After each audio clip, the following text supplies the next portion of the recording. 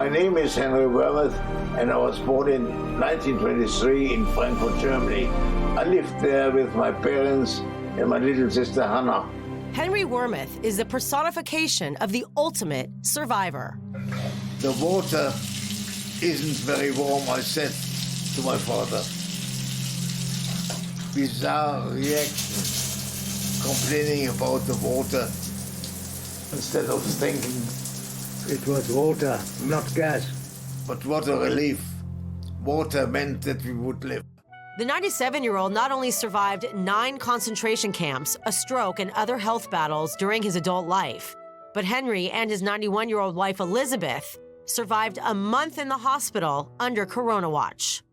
It's been pretty traumatic because when my father got taken in, they rang me and they said, come and say your goodbyes because I don't think he's going to make it till the morning. And I told my father how much I loved him, and I actually played his favourite music into his ear, and I told him I was very proud of him. But my father obviously didn't get the memo about dying, and the next morning he was still there. Henry's daughter, Ilana Wermuth Metzger, has devoted her life to protecting her father, but felt helpless when finding out Henry also had had a heart attack when he arrived at the hospital. And he said, I can't feel it. And then the cardiologist went to speak to him afterwards, about a week afterwards, and said, you know, you've got a very weak heart. And my father said, no, I don't. I have a very strong heart. I'm thinking, did the cardiologist have to tell a 97-year-old man, you know what, let him believe what he wants to believe now?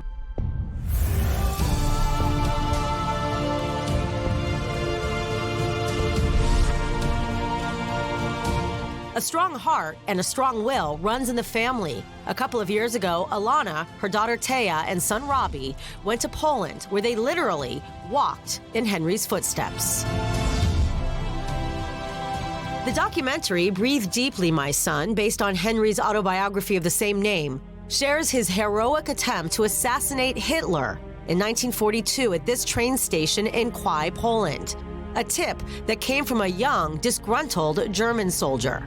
One day I heard that the Führer, Adolf Hitler, will be coming to our station the next morning. This might be my opportunity to change the course of history and save my sister and mother and others. In the night, I walked towards the train station.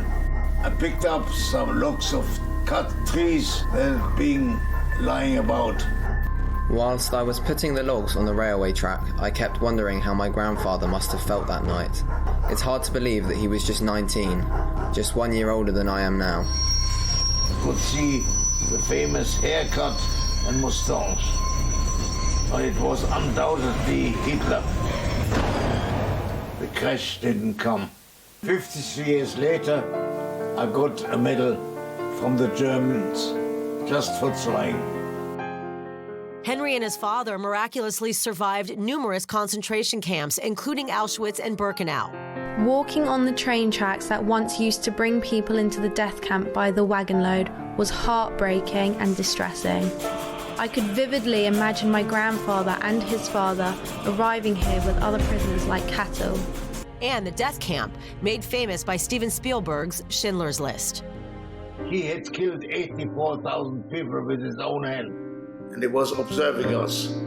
Anybody who had a rest for a few seconds on the shovel or the pickaxe, he saw with the telescope and he shot. On May 5th, 1945, Henry was liberated by the Allied forces, just 1 week after his father passed away. This is Himmler. Yes, true, that's Himmler. How can one imagine such misery? It turns out Henry was released from the London hospital on May 5th, 2020, exactly 75 years to the day that he was given his freedom.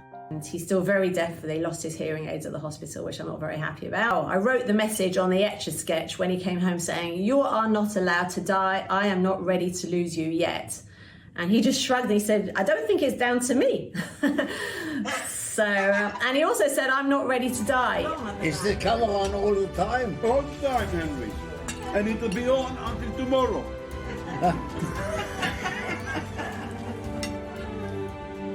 Emily Francis, I-24 News.